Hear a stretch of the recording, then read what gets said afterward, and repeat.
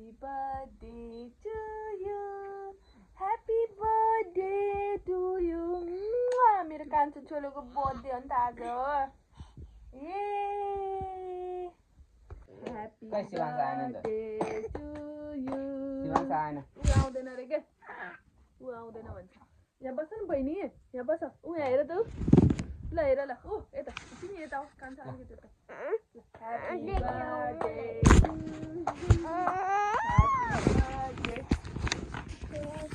to you.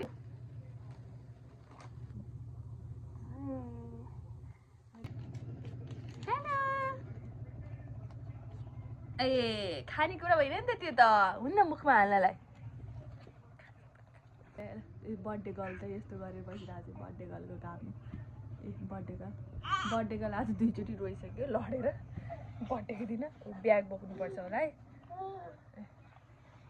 Hello birthday girl चाहिँ अब school जान लागेको छ. आज चाहिँ स्कुल जान्छ. स्कुलमा चाहिँ रमाइलो गर्छ नि त त्यही भएर. अनि शिवांश र पापा चाहिँ अगाडि.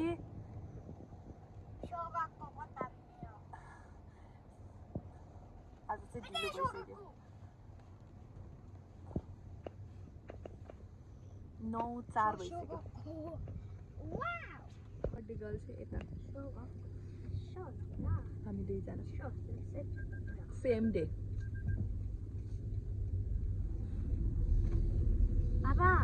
शिवांशको बसले पनि भेट्यो सँगसँगै. अझ शिवांश ढिलो पुग्छ होला है बहिनीलाई छोडेर जाँदाखेरि त.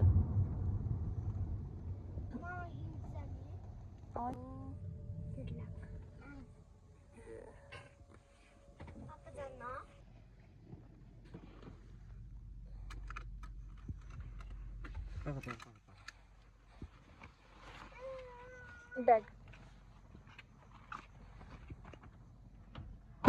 बहिनीको.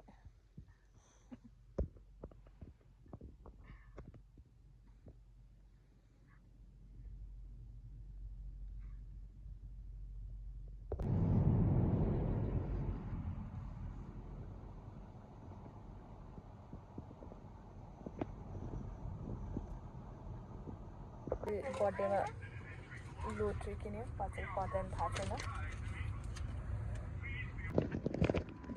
अब शिवांशलाई स्कुलको लागि किनिदिनु पर्यो कोट प्यान्ट. के भयो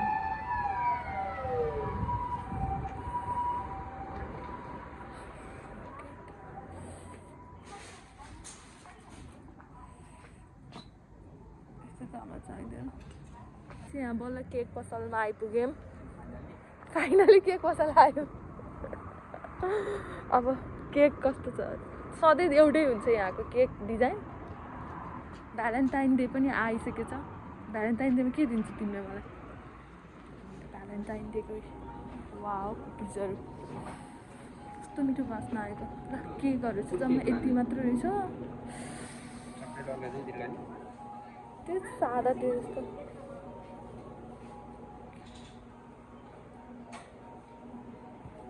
यो केक चाहिँ कुन रहेछ? छैन होला त.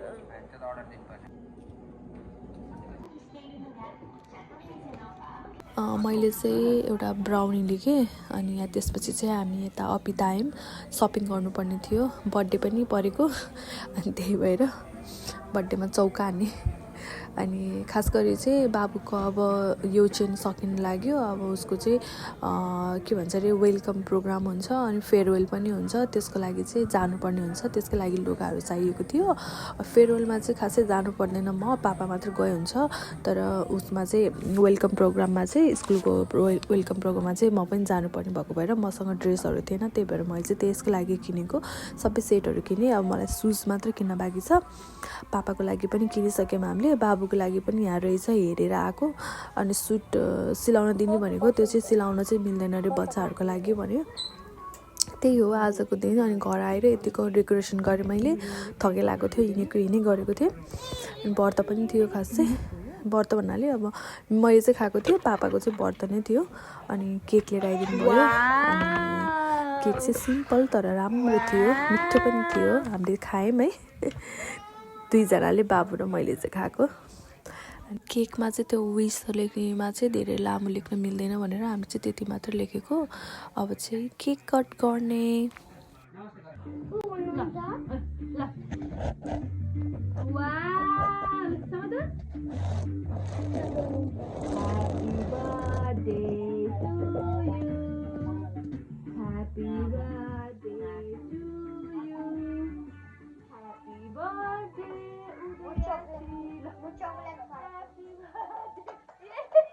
Hello welcome back to my channel. यो चाहिँ नेक्स्ट मर्निङको भिडियो हो।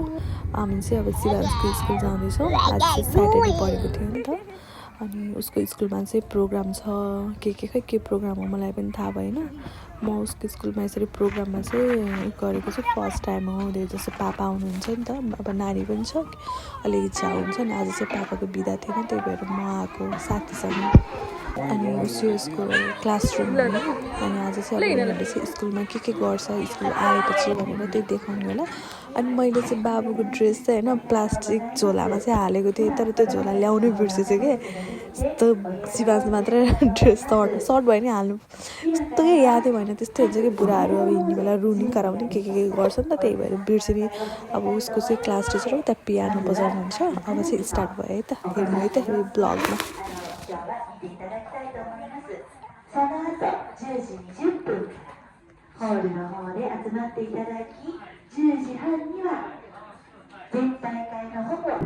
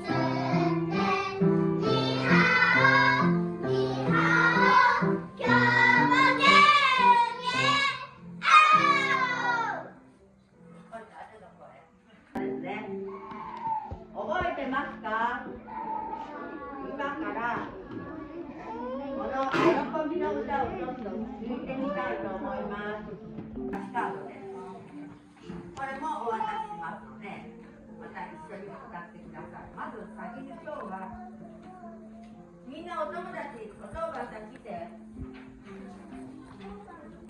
1、2、3、4、5、6枚ね。その間のね。1、2、3、4、5、6、7、8、9枚。1分お休みだから。はい。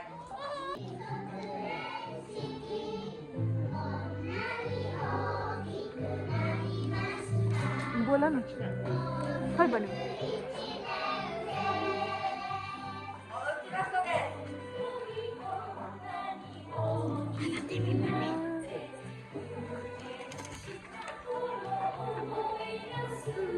यहाँ चाहिँ उनीहरूको फेयरवेलमा चाहिँ गाउने गीत हो। मम्मी र प्यारेन्ट्स र अनि बच्चा भएर गाउने गीतको चाहिँ रेन्ज गरिरहेको छ, प्र्याक्टिस गराएको छ।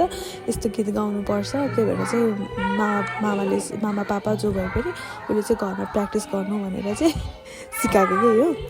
कस्तो राम्रो गीत थियो कि। अब उनीहरू अब 1मा जान्छ नि त अर्को स्कुल। अब यो लास्ट हो नि त उनीहरू 1 मन्थ जति बाँकी चाहिँ पढ्नलाई, यहाँ स्कुलमा पढ्नलाई। त्यहाँबाट चाहिँ 1 क्लासमा जान्छ उनीहरू। त्यसको लागि चाहिँ रिहर्सल गरिरहेको छ क्या उनीहरूले। उनीहरूको अब फेयरवेलमा के प्रोग्राम गर्छ नि त, त्यसको लागि। अनि चाहिँ शिवांशले बनाएको चित्र अनि यहाँ चाहिँ अब के सेन्सेले के भनिरहनु भएको छ।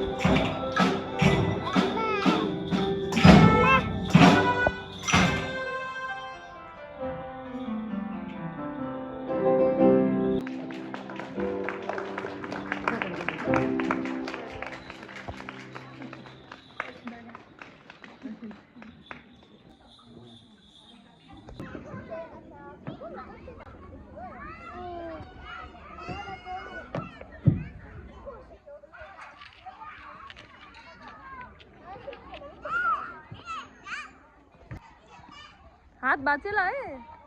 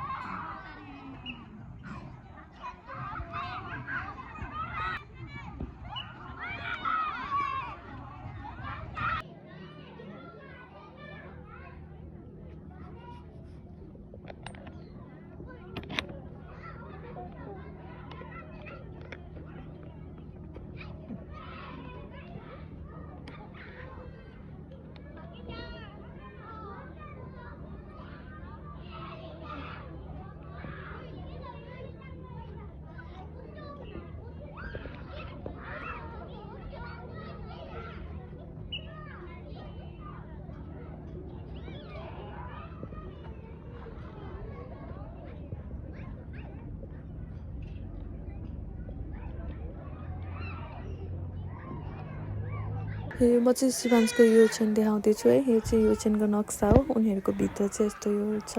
यो चाहिँ पुल भइहाल्यो उतापट्टिको। गर्मीमा उनीहरूलाई पुल गराउँछ नि त। अनि खानेकुराहरू चाहिँ यस्तो दिन्छ अरे भनेर देखाएको। त्यहाँ कागजको बनाएर राखेको छ।